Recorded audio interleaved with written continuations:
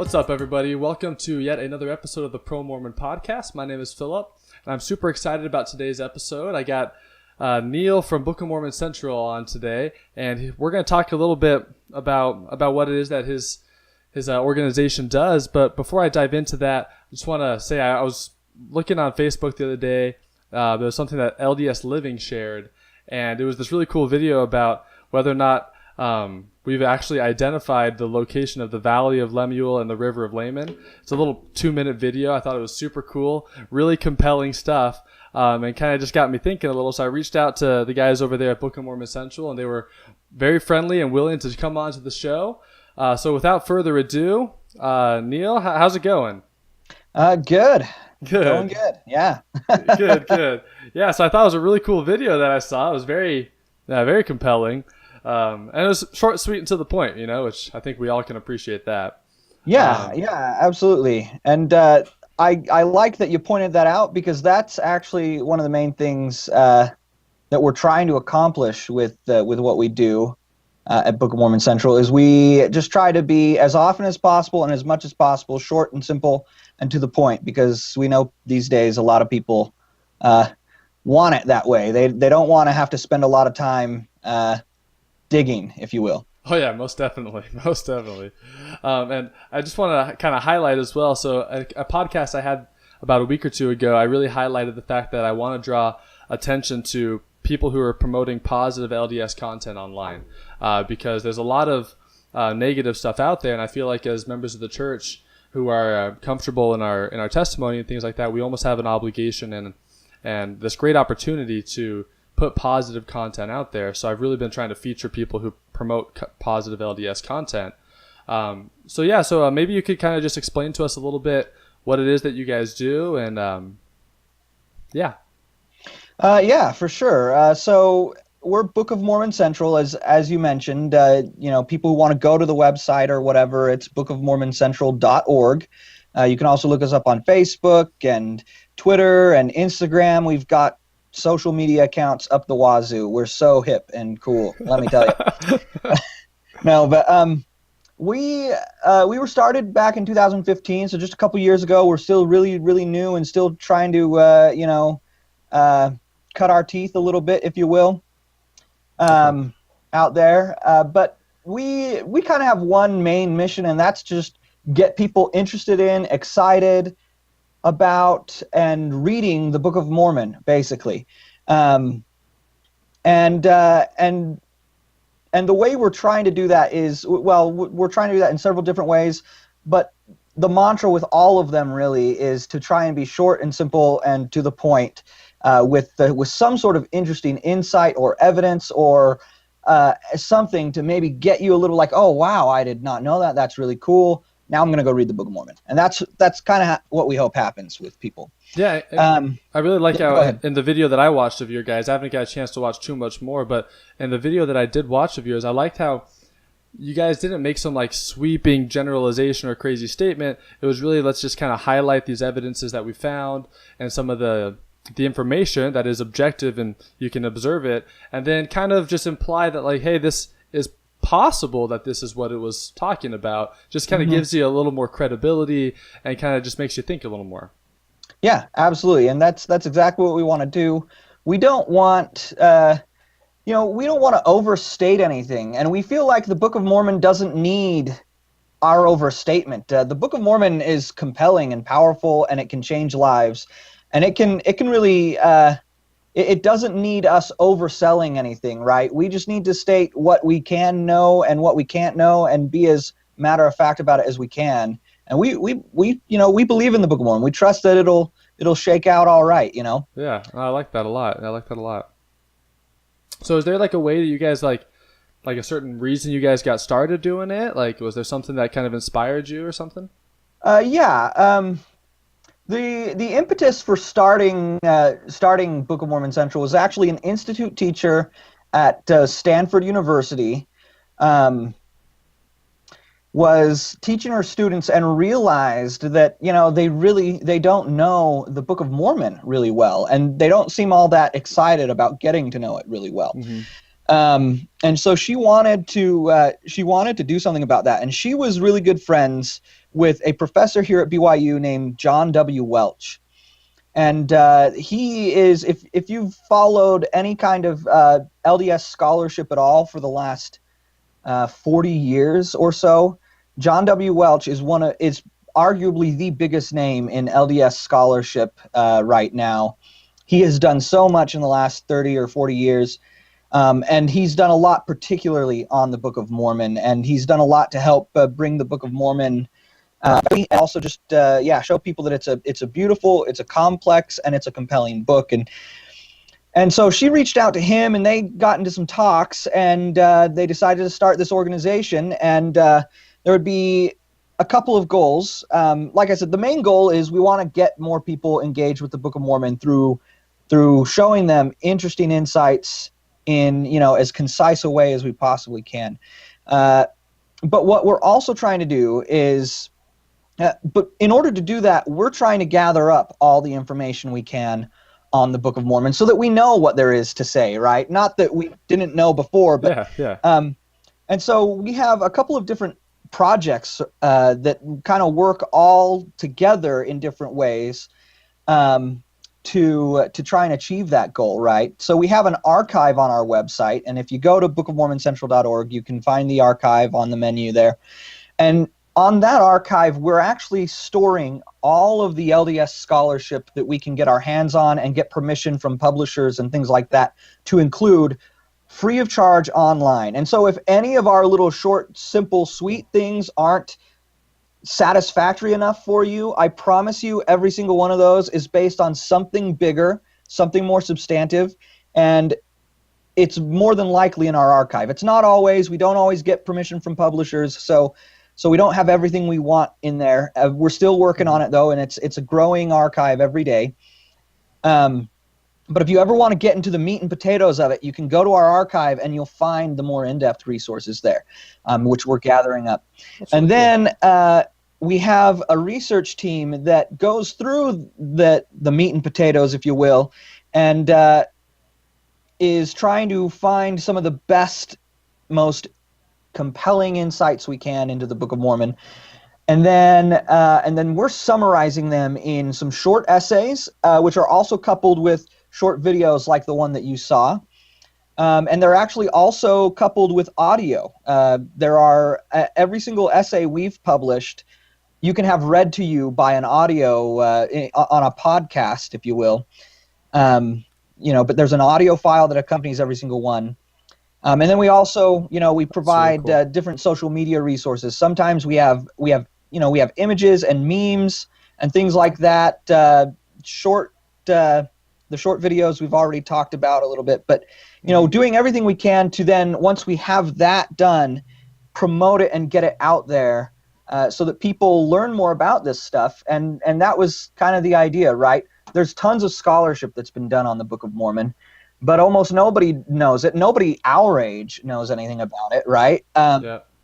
And so the idea was, in every step of this process, as we're trying to condense the research down into shorter essays, as we're making the videos, everything we're doing, we have young members of the church, probably ages 18 to 30, millennials, if you will.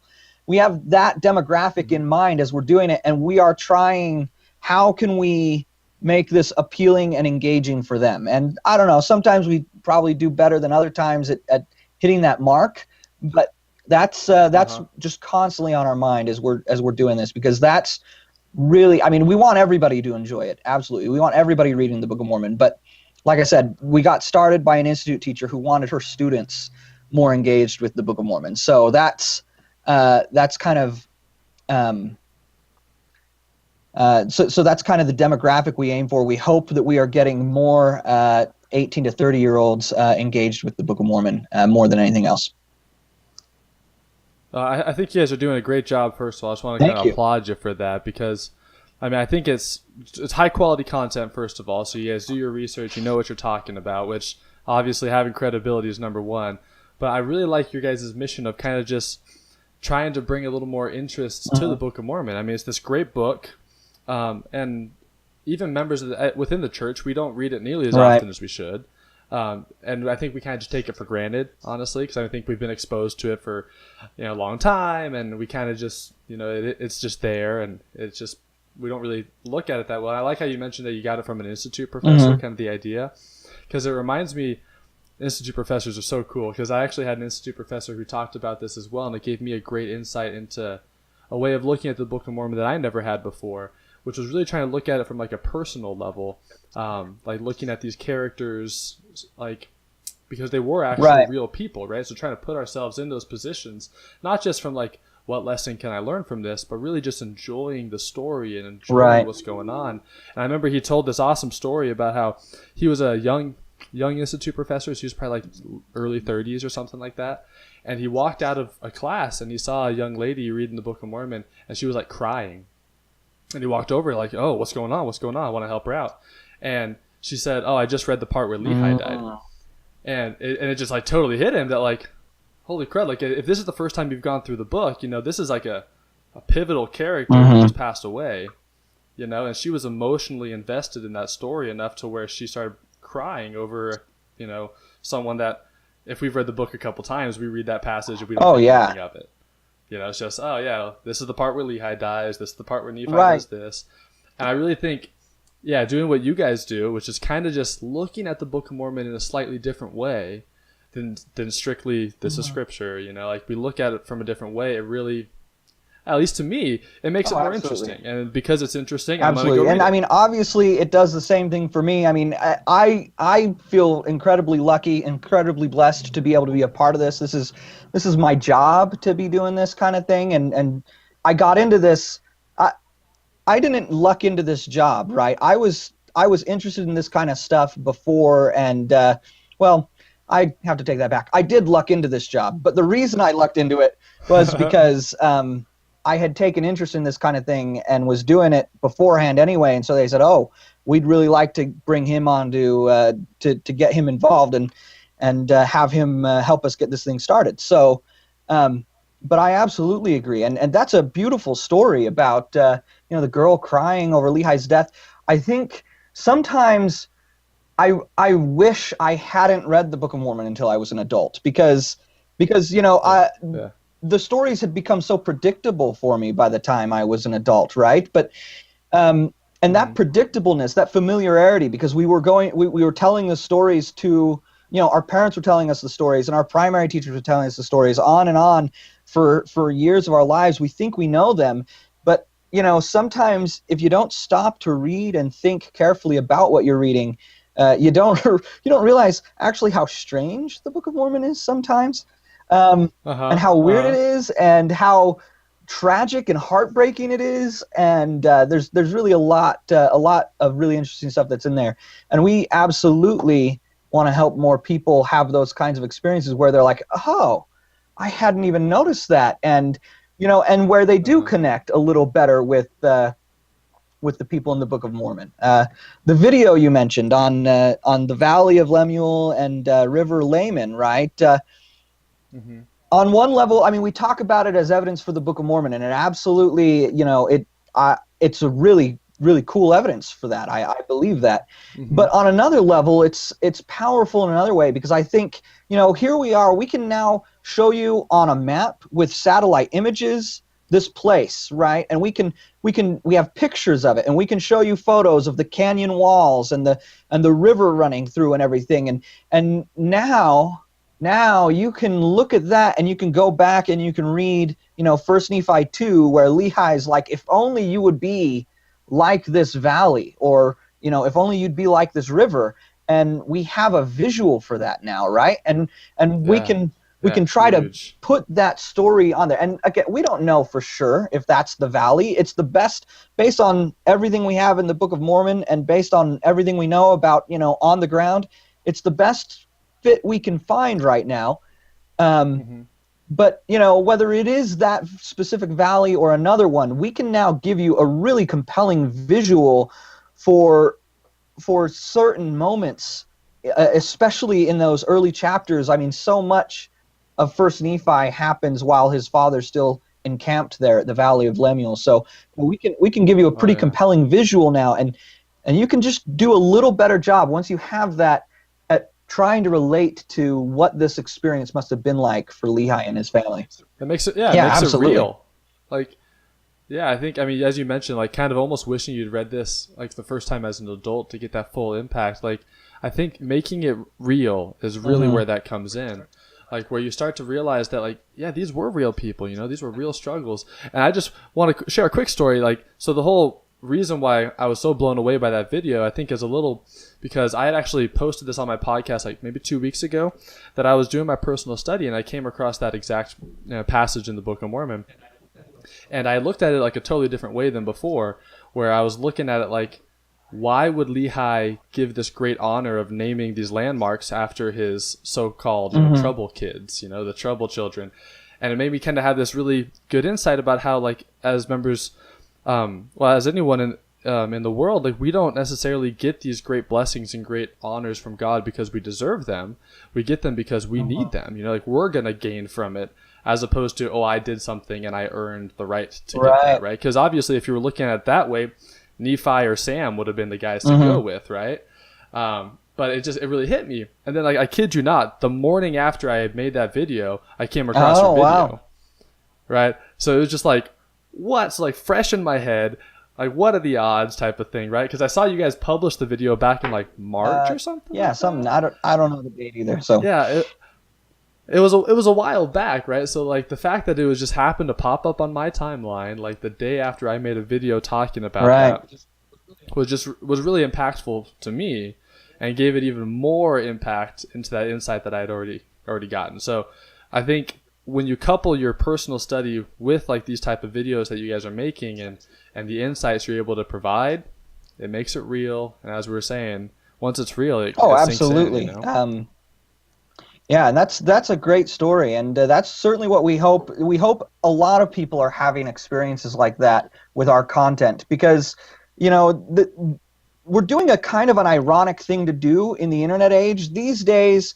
The whole purpose of getting content out there and pushing it, you're trying to drive clicks and traffic to what you're doing and all of this stuff. And, you know, it's kind of an age of content for content's sake, right? Like, let's produce something just so that people will consume it, and then we're going to produce something and again, and people will consume it, and it's just this constant conveyor belt. But what we're trying to do is we're trying to create content that, for one thing, certainly we hope it makes a splash when it first comes out, but we also hope it has a longer tail so that someone several months later, like yourself, comes across it while they're studying in the Book of Mormon or whatever. But also, for another thing, is we ultimately hope our content is not just content for its own sake, but that it's pointing back to the Book of Mormon. Yep, that's the big thing. Yeah, yeah. I think that at the end of the day, whenever, you know, as LDS people, as we make content and try to, you know, spread the word and stuff like that, we do got to make sure it always points back to the source. You know, this isn't my amazing insights or the gospel according to me. You know, this is just my take on it, me trying to spread the word as best I can, and then always point back to that. And I think that insight you just provided is it's essential. Honestly, you know. But just one other quick question for you guys: do you guys got any other like big things coming up? Anything you guys are working on right now? Yeah, we actually have some really, really cool, exciting stuff that's going on right now. And I can share a couple of them with you. I don't know how long or how many. I mean, I could literally talk all day on this stuff. So, well, I don't want to take too much of your time. So maybe we can. I'd love to have you on another time, honestly. So don't feel like you have to shove it all into one. We can be more than happy to bring you back and talk a little more. Good to know. I guess I'll just talk about maybe three things really quickly. One is a video that we have coming out. It's another one of those videos that's going to be similar to the one you watched, but it's on a really, really interesting topic, and it's going to present it in a pretty dynamic and compelling way that we haven't seen before. And it's going to be talking about the authorship of the Book of Mormon and some studies that have been done, some statistical studies, actually. I don't know if you know this, but there are statistical methods that can be used to determine who wrote certain things, or who most likely wrote them. I did not know. Yeah. I didn't know that. Of course, in order to determine who wrote it, you have to have something that person wrote to statistically compare it to. But it's been a really successful type of thing for several years. They've identified who most likely wrote some of the Federalist Papers and things like that based on these kinds of studies. Okay. And they've been a number of these types of studies have been applied to the Book of Mormon. And they've come back with their data, and they've found that statistically it's highly unlikely that Joseph Smith wrote the Book of Mormon.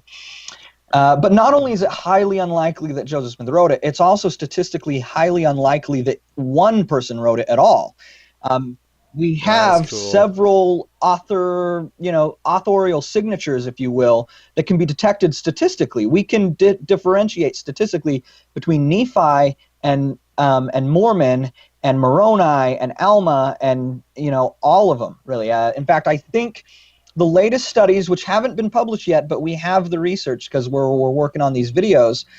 The latest studies are showing 28 different authorial voices in the Book of Mormon, and 28. Really? And what some of the latest research is showing now is that the diversity of voices within the Book of Mormon is more impressive than the very best novelists of Joseph Smith's day, Mark Twain and Jane Austen and Charles Dickens and all of these people. They've done the same thing with their novels, and you don't have nearly as diverse of and distinct voices within their characters as you do with the characters in the Book of Mormon.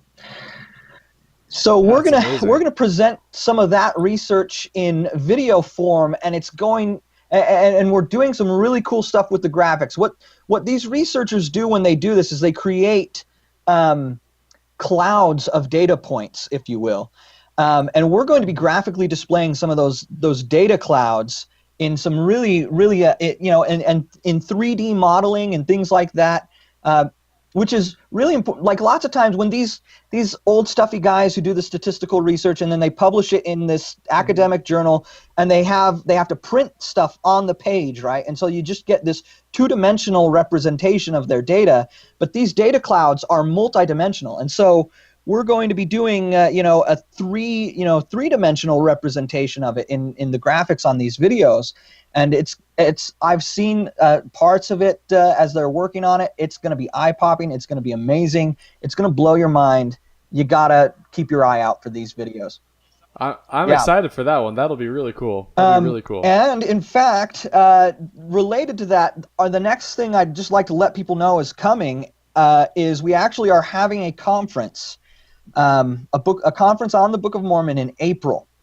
And on April 7th, to be specifically, and there's more. There either is or will be more information on the website. I don't know if that page is up yet, but But anyone who wants to learn more, go to the website. If it's not there, send us an email. We can give you all the information you need about this conference. It'll be in Provo, Utah. If you can make the trip, or if you live in the area, obviously, you're going to want to come to see this, because not only are we going to have some of the best and brightest LDS scholars and authors and thinkers talking about stuff and sharing their insights on the Book of Mormon, but we're going to have some VR experiences there.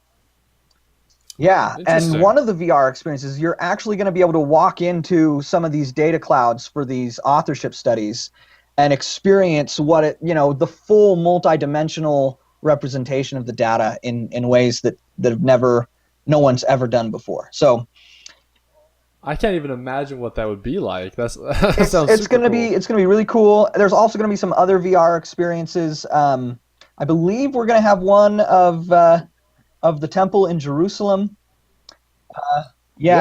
It's going to be pretty cool. And we've got some really cool stuff planned. There's going to be some replicas of different Book of Mormon artifacts, along with some real ancient artifacts. Some real ancient metal plates will be on display. Whoa. And I think we're going to have actually a replica Bedouin tent there. Bedouins are the desert nomads of Arabia, and a Bedouin tent is probably the closest approximation you're going to get to the tent that Lehi had. So So That's cool. you know, you want to talk about bringing the Book of Mormon to life and having these kinds of experiences. We do all we can with the videos, but at our conference, you're going to get a much more bring it to life kind of experience. And so we'd really encourage people to you know, as soon as we get more information up on the website, if it's not already there, come check it out. Come down to our conference. It's going to be a really cool experience. So that'll be April 7th this year. That's cool. I'll definitely keep an eye out for that. That sounds cool. And then the last thing I'd like to just let you guys know we're working on is we want to kind of take what we're doing to a new level as far as really pairing it with the Book of Mormon and constantly keeping you engaged with the Book of Mormon. And so what we're actually working on right now, and this is the project that I'm currently assigned to. So this is where I spend the vast majority of my workday, is we're developing a new app for the Book of Mormon, a new study app for the Book of Mormon. And it is going to have a host of interactive resources in it, though maybe the initial, you know, beta version or whatever that we come out with first won't be the most eye-popping or gee-whiz thing. But the first thing we're going to have in there for sure is we're going to have some of these insights that we've produced from the research we've done the last couple years in putting out these essays and videos. We're going to have those reduced to a single paragraph, and then we're going to have them placed like a commentary almost right within the app itself, so that as you're reading, say, 1 Nephi 2, you're going to you read about this valley that Lehi has stopped at and this counsel he's given his sons, and you say, gee, that's really interesting. I wonder if I can learn more about that. And you'll click on the verse, and a content panel will pop up that will actually be like, hey, did you know that there's this valley here in Arabia that might be where they were at? And, you know, you'll be able to... That would be really cool. You'll be able to click for more information. It'll have the video right there, so you'll be able to watch the video if that's what you want to do. It'll also have lots of art, charts, you know, graphs, and all kinds of just different resources to enrich your study experience. And so that rather than randomly discovering this content online, you can actually find it right as you're studying in the Book of Mormon. So I think that would be really cool, because like I understand like why the church can't officially put things like that into the Gospel Library app. Like I get that because, you know, we don't know for sure, you know, so why put that information out there if we don't? But being able to provide those insights that we have been able to at least get a little better idea of things, I think would be awesome and a great way to study the book. Yeah, absolutely. And that obviously I think that, we all think that here at Book of Mormon Central, and that is probably the number one thing we're most excited to be working on right now. And we you know, we've put a lot of resources into getting that put together, and we're just, I can't promise you a release date on that yet because we're still, that's a ways down the road, but we're hoping it'll be out this year, you know, and so that's something, keep your eye out for it. We really want to get this, we want to get this done as soon as we can and get it in the hands of people so that, you know, they can have really powerful experiences while studying the Book of Mormon. Yeah, I think that's awesome, and I'm excited for it, guys. I'm excited. So hopefully it's not too long. Yeah, I hope it's not either. But on the other hand, I do a little bit, because if it's not too long of a wait, it means I'm working like crazy over the next couple months. True. Yeah. You don't want to kill yourself, right? But I promise we're awesome. working really hard on it, and we're trying as fast as we can to get this thing ready to go. So awesome. Well, I do appreciate you coming on and sharing a little bit about what it is that you guys do and you know why you got started and what you guys got coming in the future. Definitely. And where's the best place for people to find you if you had to like pick one place for people to go to? Well, probably the very best is to just go to our website, bookofmormoncentral.org. But if you're not going to do that, Facebook is probably the best place to find us right now. That's where we've got the strongest following, and so yeah, that's probably the best place to find us. Awesome. I'll definitely put links to all your guys' stuff down below so people can just click right on that from the video, and hopefully, yeah, you guys can keep reaching more people and get the word out and keep helping people realize how awesome the Book of Mormon really is. Yeah, definitely. Thank you. Awesome. Hey, thanks for coming on, man. Hopefully we can have you on For again sure. soon. Thanks. All right, take care. Bye. Links to everything are below. Be sure to subscribe for more content. Check me out on SoundCloud if you don't have time to watch the video. You can listen to it there and make your life a little more easy. And as always, thank you so much for watching. I hope you have a great day, and I'll see you in the next episode. Bye.